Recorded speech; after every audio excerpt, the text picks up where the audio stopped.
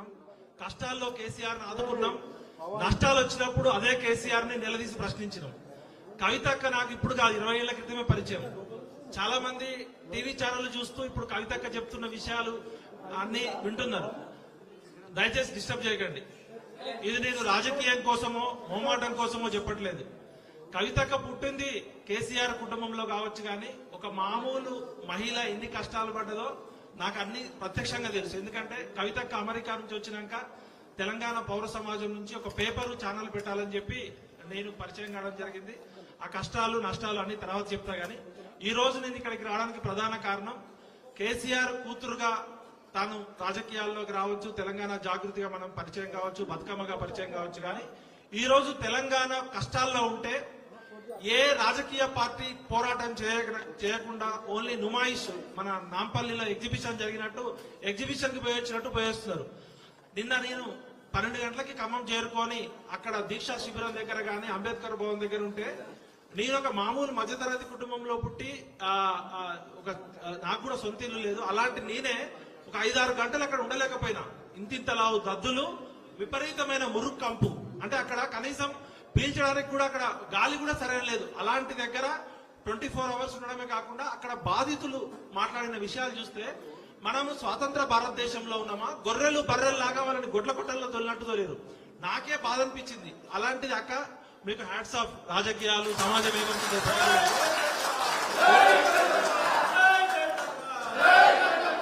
అయితే కొన్ని విషయాలు కులం మాట్లాడుకోవాల్సిన సందర్భం. కవితక్కతో నాకున్న పరిచయం ఒక సోదరిగా పరిచయము. కవితక్క మీద అందరూ అపోహలు చేసి ఆ లిక్కర్ స్కామ్ వచ్చినప్పుడు నేను కూడా మాయలో పడిపోయి నేను కూడా 4 రాళ్లు వేసిన వాడిని. అక్క దానికి క్షమాపణ చెప్తున్నా. అయితే కోర్టులు తేల్చాలి, కోర్టులు అనేది తేల్చాలి. ఈ రోజు సిబిఐ కోర్టు అనేది చెప్పింది కవితక్క క్లీన్ చిట్ ఇచ్చింది అనేది. ఆ వివరాలు మళ్ళీ పక్కకి పెడితే ఉన్నది ఉన్నట్టు కుండ బద్దలు కొట్టినట్టు మాట్లాడడం అనేది మా నాన్నగారు నాకు ఇచ్చినది. కేసీఆర్ మంచి చేసినప్పుడు నెత్తిన పెట్టుకొని తెలంగాణ జాతిపితలాగా చేసినాం. కేసీఆర్ నియంతృత్వ ధోరణితో అహంకారంతో ప్రశ్నించినప్పుడు కేసీఆర్ గద్దె దింపడానికి పుట్టమోడి తిరుగుబాటు చేసిన వ్యక్తిని నేను. ఇవాళ కవితక్క కేసీఆర్ కూతురుగానే పరిచయం అయినప్పటికీ కూడా తెలంగాణ జాగృతిగా, తెలంగాణ బతుకమ్మగా, తెలంగాణ బొడ్డెమ్మగా ఎవరు అవునన్నా కాదన్నా తెలంగాణ బతుకమ్మని ప్రపంచ వ్యాప్తంగా పరిచయం చేసిన వ్యక్తి అవునా కాదు.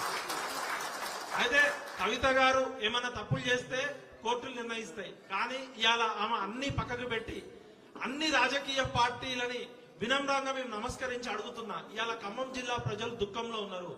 మంది కొంపలు కూల్చే మంత్రులు, 3 మంత్రులు అక్కడ మంది కొంపలు కూల్చే ముఖ్యమంత్రులు ఇవాళ తెలంగాణని రాక్షసులు రామాయణ మహాభారత కాలంలో ఉన్నారని విన్నాం. కానీ ఇలా ఖమ్మం జిల్లా వెలుగుమట్లలో 3 రాక్షసులు ఆ పేద ప్రజల ఉసురు తీసుకుంటున్నారు. అలాంటి సమయంలో ఏ రాజకీయ పార్టీ చేయలేని సాహసం ఒక కవితక్క ఆడబిడ్డగా అక్కడికి వెళ్ళి చేసింది. దూత్ కా దూత్, పానీ కా పానీ. కవితక్క మంచి చేస్తే నెత్తిన పెట్టుకున్నాం, కవితక్క తప్పు చేస్తే బరాబర్ అడుగుతాం. కాబట్టి కవితక్క ఈ రోజు ఇక్కడ ఒక జాగృతి పార్టీలో జాయిన్ కావడానికో, జాగృతి సంస్థలో జాయిన్ కావడానికో, కవితక్క డప్పు కొట్టడానికో నేను ఇక్కడ రాలే. కవితక్క మంచి పని చేస్తుందని నా హృదయపూర్వకంగా నమ్మి ఇక్కడికి రావడం నా బాధ్యత కాబట్టి వచ్చా. చాలా మంది మా జర్నలిస్ట్ మిత్రులు, లేకపోతే కేసీఆర్ కుటుంబాన్ని వ్యతిరేకించే మిత్రులు, లేకపోతే కవితక్క అంటే పడనోళ్ళు చాలా మంది బిడ్డలు కూడా అమ్ముడు పోయిండు ఇంకా ట్రోలింగ్ స్టార్ట్ చేస్తారు. మీరు ఎవరేమంటే అనుకుంటారా భయ్, నా మనస్సాక్షికి నేను సాక్ష్యం. ఒకటే చెప్తున్నా, మోహరించిన సైన్యాలనైనా ఆపవచ్చు కానీ ముహూర్త వాసనమైన ఆలోచనలు ఎవరూ ఆపలేరు. ఈ రోజు తెలంగాణ ప్రమాదంలో ఉంది, తెలంగాణ ఆపదలో ఉంది. మనందరం చేయలేని ఒక సాహసమైన ప్రక్రియ 24 గంటల పాటు ఖమ్మంలో ఉండి చుక్క నీరు కూడా ముక్కకుండా నిరవధిక నిరాదీక్ష చేసిన కవితకు జేజే అని చెప్తూ మా అన్న విశారదన్ మహారాజ్ ఎక్కడున్నాడో ప్రభుత్వం ఇమీడియట్ గా చెప్పాలి. తెల్లవారుజామున 3 గంటల నుంచి పోలీసులు, ఒక 100 మంది పోలీసులు నిద్రలో ఉంటే ఒక గాజా మీదనో ఒక ఇజ్రాయిల్ పాలస్తీనా మీద పడినట్టు 5 గంటలకి మగ పోలీసులు లేకుండా అమానుషంగా ఒక ఆడబిడ్డని ఈడ్చుకుపోయారు. ఇప్పుడు విశారదన్ మహారాజ్ గారి ఆరోగ్యం పరిస్థితి బాగాలేదు. విశారదన్ మహారాజ్ గారిని ఎత్తుకపోయి దాదాపు 5-6 గంటలు అవుతుంది. ఇంతవరకు పోలీస్ డిపార్ట్మెంట్ నుంచి ఎటువంటి ఇన్ఫర్మేషన్ లేదు. ఆయన ఆరోగ్యం బాగాలేదు. ఆయన ఇప్పటికే 10,000 కిలోమీటర్లు 50,000 కిలోమీటర్లు యాత్ర చేసిండు. నిన్నటి నుంచి పచ్చి నీళ్లు కూడా ముట్టుకోలేదు. కాబట్టి విశారదన్ మహారాజ్ గారు ఆచూకీ చెప్పాలని ఇమీడియట్ గా నేను తెలంగాణ పౌర సమాజం నుంచి డిమాండ్ చేస్తూ, ఇక వెలుగుమట్ల విషయానికి వచ్చినప్పుడు ఒక జర్నలిస్ట్ గా, ఒక అనలిస్ట్ గా వాస్తవాలు చెప్పడం నా ప్రధాన ఉద్దేశం. ఇవాళ భారత రాజ్యాంగం మీద ప్రమాణం చేసి మనం అందరం కూడా ప్రభుత్వాలను నడుపుతున్నాం. భారతదేశ ప్రజలమైన మాకు మేముగా సమర్పించుకున్న ఈ భారత రాజ్యాంగ ప్రవేశిక పీఠిక భారతదేశానికి ఆత్మ వంటిది. ఈ ఆత్మ ఏం చెప్తుందంటే భారతదేశ ప్రజలైన 150 కోట్ల మందికి స్వేచ్ఛ, సమానత్వము, స్వాతంత్రము, రాజకీయ ఆర్థిక సమానత్వం కల్పిస్తుంది. కుల మత వర్గ భేదాలు లేకుండా, పేద ధనిక భేదాలు లేకుండా ప్రజలందరికీ సామాజిక న్యాయము, ఆర్థిక న్యాయము, విద్య, సామాజిక న్యాయం కల్పిస్తుందని రాజ్యాంగ ప్రవేశిక పీఠిక చెప్తుంది. మరి అలా ఖమ్మం జిల్లాలో రాజ్యాంగం అమలు అవుతుందా లేదా అనేది చూస్తే 1954లో కల్వల రాజారాం అనే వ్యక్తి 62 ఎకరాల భూమి లేని నిరుపేదలకి భూదానం చేసిండు. ఇలా మనకి దానాలు తెలుసు, భూదానము, అన్నదానము, విద్యాదానము, కన్యాదానము. 1954లో 62 ఎకరాల భూమి లేని నిరుపేదల కోసం భూమి ఇస్తే 78 సంవత్సరాల స్వతంత్ర భారతావనంలో ఈ ఖమ్మం జిల్లా ప్రభుత్వానికి, తెలంగాణ ప్రభుత్వానికి, ఆంధ్రప్రదేశ్ ప్రభుత్వానికి పేదలే దొరకలేదు. అంటే నిరుపేదల కోసం భూమి దానం చేస్తే ఇంతవరకు ఆ భూమిని సవ్యంగా పంచలేదంటే రాజ్యాంగం విఫలమైంది. ఒకవైపు రాహుల్ గాంధీ గారు రాజ్యాంగం పట్టుకొని కాశ్మీర్ నుంచి కన్యాకుమారి వరకు తిరుగుతారు, జోడో యాత్ర, న్యాయ యాత్ర అని చెప్పి. కానీ రాజ్యాంగాన్ని రేవంత్ రెడ్డి ప్రభుత్వం ఫైనాన్షియల్ గ్యాంగ్ రేప్ చేస్తుంది, రాజ్యాంగాన్ని డిస్ట్రాయ్ చేస్తుంది. We are shame on you mister Rahul Gandhi, we are shame on you madam Sonia ji, Priyanka ji, we are shame on you. మీకు ఎందుకు సపోర్ట్ చేసినాం? కేసీఆర్ గారు నియంతృత్వ పాలన చేస్తుండు, అవినీతి పాలన చేస్తుండు, ప్రజాస్వామ్య విలువలను తుంగలో తొక్కుతుండని చెప్పి రాహుల్ గాంధీ గారిని నమ్మి మేము 31 నియోజకవర్గాల్లో సోనియా గాంధీ గారి దూత అయినటువంటి దాస్ మున్షి, ప్రియరంజన్ దాస్ మున్షి భార్య దీపా దాస్ మున్షి గారు, ఇప్పుడున్న కాంగ్రెస్ ఇన్ఛార్జి ఆమె మన మేడం మీనాక్షి నటరాజన్ గారు, Congress working committee member doctor Ajay Kumar గారు, వీళ్ళు ముగ్గురు మా ఇంటికి వచ్చి బతిలాడారు. ఎట్టి పరిస్థితుల్లో తెలంగాణ పౌర సమాజం నుంచి మీరు సపోర్ట్ చేయాలని చెప్పి వాళ్ళు ఎన్నో హామీలు ఇచ్చారు, మేనిఫెస్టోని తుంగలో తొక్కిరు. వాళ్ళు చెప్పకుండా ఇచ్చిన హామీ ఏమంటే ప్రజాస్వామ్య హక్కుల పరిరక్షణ అని చెప్తున్నారు. ఇవాళ కవిత గారి మీద, విశారద మహారాజు మీద జరిగిన దాడి ప్రజాస్వామ్యానికి సిగ్గుచేటు. ఆడ పోలీసులు లేకుండా అర్ధరాత్రి తెల్లవారుజామున ఎటువంటి మానవీయ విలువలు లేకుండా బర్రెల్ని గొర్రెల్ని ఎత్తుకపోయారు. అదృష్టవశాత్తు నేను తుడిలో తప్పించుకొని ఇక్కడికి రాగలిగిన. ఇవాళ ఖమ్మం జిల్లా బ్లీడింగ్ అవుతుంది. 3 ముండమోపి మంత్రులు ఉన్నారు అక్కడ. ఇవాళ రేవంత్ రెడ్డి విగ్రహాలు పెడతా అంటుండు కదా, ఖమ్మం జిల్లా ప్రజలు ఏమని పెడుతున్నారు అంటే మంది కొంపలు కూల్చే ముఖ్యమంత్రి విగ్రహం పెట్టాలంటున్నారు. మంది కొంపలు కూల్చే మంత్రులు ఉంటే ఎంత, ఊడితే ఎంత. ఇవాళ పొంగులేటి శ్రీనివాసరెడ్డి అనే కాంట్రాక్టరు, ఆయన ఏ పార్టీ మారితే ఆ పార్టీ మారుతున్నాడు. పొంగులేటి శ్రీనివాసరెడ్డి నాకు పర్సనల్ గా బాగా క్లోజే, తుమ్మల నాకు పర్సనల్ గా క్లోజే. మీ అనుభవం ఏడికిపోయింది తుమ్మల నాగేశ్వరరావు గారు? పేద ప్రజలు, కల్వల రాజారాం అనే వ్యక్తి పేద ప్రజలకు దానం చేసిన భూమిని మీరు ఎందుకు ఎక్కబడుతున్నారు గద్దల్లాగా? కొన్ని విషయాలు నేను రాజ్యాంగ పరంగా మాట్లాడదలుచుకున్నా. ఆయన collector Anudeep Durishetti IAS all India topper అట. వెలుగుమట్ల విషయంలో జిల్లా కలెక్టర్ పేద ప్రజలకు అందించిన రాజ్యాంగ హక్కును పాటించడంలో విఫలమయ్యాడు మరియు ప్రాథమిక హక్కులను ఉల్లంఘించాడు. మంత్రుల ఆదేశాలను పాటించాడు. ప్రాథమికంగా భూములు అనేవి ప్రభుత్వానికి లేదా ప్రైవేటు వ్యక్తులకు చెందినవి కావు. అవి పేదల కోసం పనిచేసే ఒక ట్రస్ట్ కు చెందినవి. అవి ఏమన్నా అభ్యంతరం చెప్తే భూదాన్ ట్రస్ట్ బోర్డు అభ్యంతరం చెప్పాలి.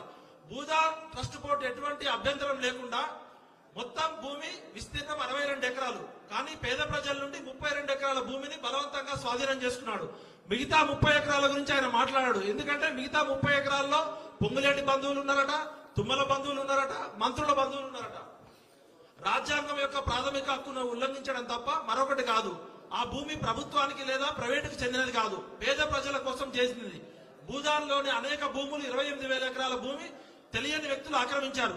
వాటిలో ఎక్కువ భాగం వ్యవసాయ భూములు. ఇక్కడ ఏం చెప్తున్నంటే ఈ వెలుగుమట్ల సంఘటన అనేది ఒక చిన్న సంఘటనగా చూడొద్దు. నేను ఇవాళ అన్ని పక్కకు పెట్టి, ఇగో ప్రాబ్లమ్స్ అన్నట్టు అన్ని పక్కకు పెట్టి, ఎవరు ఏమనుకున్నా పక్కకు పెట్టి ఇవాళ నేను ఇక్కడికి రావడానికి ప్రధాన కారణం మీ ద్వారా మొత్తం నేషనల్ మీడియాకి తెలవాలి. ఇక్కడ రాజ్యాంగాన్ని కూని చేస్తున్నారు, ప్రజాస్వామ్యాన్ని కూని చేస్తున్నారు. ఈ సంఘటన ఒక చిన్న ఖమ్మం జిల్లాకి పరిమితమైన వివాదం కాదు. వెలుగుమట్లలో జరిగిన ఘటన మొత్తం రాజ్యాంగ హక్కుల ఉల్లంఘన, భూ సంస్కరణల ఉల్లంఘన, పరిపాలనలో నిష్పక్షపాతం లేదనే 3 కోణాల్లో చూసే ఒక ప్రజాస్వామ్య సమస్య. తెలంగాణ ప్రమాదంలో ఉంది, తెలంగాణలో డెమోక్రసీ లేదని చెప్పడానికి ఈ సంఘటన నేను ఒక జర్నలిజం స్కాలర్ గా ఎనాలిసిస్ చేస్తున్నాను. భూదాన్ ఉద్యమం యొక్క చరిత్ర మామూలుది కాదు. ఆచార్య వినోబా భావే గారు 1950లో ప్రారంభించిన ఉద్యమ లక్ష్యం ఏంటంటే భూమి లేని నిరుపేదలకు భూమిని పంచడం, గ్రామీణ నిరుపేదలకి సమానత్వం కల్పించడం. భూమి దానం చేయడం అంటే స్వచ్ఛందంగా సామాజిక న్యాయం చేయడం. అంటే ఈ భూములు ఒక సాధారణ ప్రభుత్వ ఆస్తి కాదు, ఇది సామాజిక న్యాయ ఉద్యమ ఫలితం. ఆ రోజు మహాత్మా గాంధీ గారు చేసిన పోరాట ఫలితం. ఆచార్య వినోబా భావే గారి స్ఫూర్తితో ఎంతో మంది పెద్ద పెద్ద దేశముఖులు, దేశపాండేలు, దొరలు సామాజిక విప్లవం రాకుండా, సోషల్ సివిల్ వార్ రాకుండా తమకున్న భూములు పంచితే ఈ ప్రభుత్వాలు ఇప్పటి వరకు కనీసం ఆ పంచిన భూములను పేదలకు దానం చేయలేకపోయినాయి. తెలంగాణలో భూదాన సమస్యలు వేల ఎకరాలుగా ఉన్నాయి.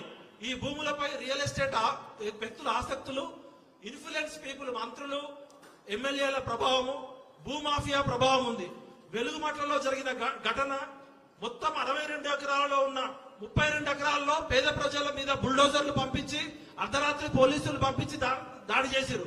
మరి తుమ్మల నాగేశ్వర బంధువుల భూమి మీద గాని, పొంగులేటి బంధువుల భూమి మీద గాని, మిగతా మంత్రుల భూములు, ఎమ్మెల్యే భూములు 30 ఎకరాలు ఉన్నాయని చెప్తున్నారు. ఇగో మొత్తం నేను రీసెర్చ్ చేసి పట్టుకొస్తున్నాను. నేను మాట్లాడేది ఏమైనా తప్పంటే నన్ను ఉరిదీయండి. ఇది మొత్తం 62 ఎకరాలలో 30 ఎకరాలు. అక్కగారు మీకు రీసెర్చ్ చేసి చూస్తున్నా, ఒకసారి కెమెరా జూమ్ చేయండి. ఆ మిగతా 31 ఎకరాలలో ఇది ఇప్పటికీ కూడా భూభారతిలో భూదాన్ భూమికి సంబంధించిందని ఉంది. ఉదాహరణకు సర్వే నెంబర్ ఇది 149, ఖమ్మం అర్బన్ మండలం, వెలుగుమట్ల గ్రామం, దగ్గుల నాగమణి అనే వ్యక్తి పేరు మీద ఉంది. 5 ఎకరాలు ఉంది. ఈ దగ్గుల నాగమణి అనే పేరు మీద భూదాన్ భూమి 5 ఎకరాలు ఉంటే కలెక్టర్ గారు ఏం మాట్లాడరు. అదేవిధంగా ఇట్లా మొత్తం చెప్పుకుంటా పోతే 31 ఎకరాలు. ఇంకొకరు ఎవరు, ఊటుకూరి జలజారాణి, ఈమె పేరు మీద ఎకరం బాగుంది.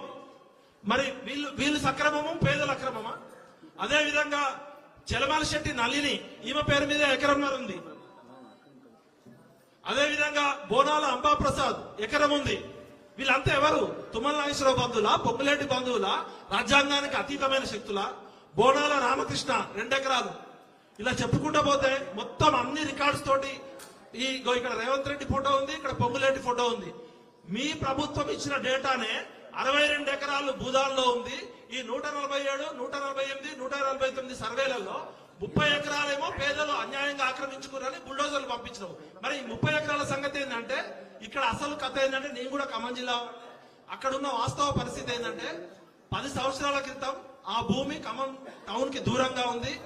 తొండలు గుడ్లు పెట్టని ఊరులాగా, ఒక గుట్టలాగా ఉంది.